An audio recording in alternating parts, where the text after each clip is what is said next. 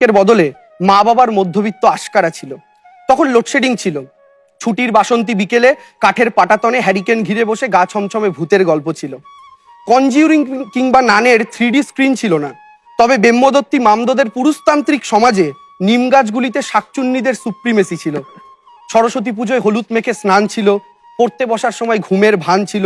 তখন মুড়ি চানাচুরি আমাদের পাস্তা ছিল, গ্রামে মাটির রাস্তা ছিল, দোলের আগে ন্যাড়া পোড়া ছিল, পুকুরে জল ঢোরা ছিল, কল্পনায় লর্ডসে সৌরভ গাঙ্গুলির জামা ঘোরানো ছিল, কল্পনায় চ্যাপেলের মাথা মোড়ানো ছিল।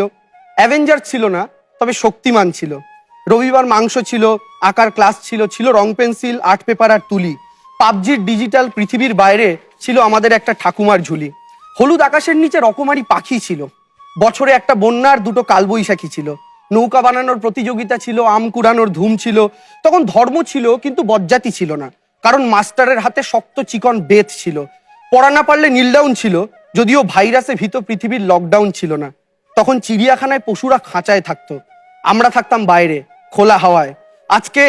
আজকের মতো খাঁচাবন্দি আমাদের দেখে মুক্ত পশুদের বিদ্রুপ ছিল না। কত তত্ত্বের স্বীকৃতি ছিল না, তবু ইতিহাসের বিকৃতি ছিল না। কিশলয় সহজ পাঠ, জ্যামিতি বক্স আর গলায় ঝোলানো ওয়াটার বোতল ছিল। আনলিমিটেড অনলাইন মেসেজ ছিল না, নিমেষে ভিডিও কলে মুখ দেখার সুযোগও ছিল না।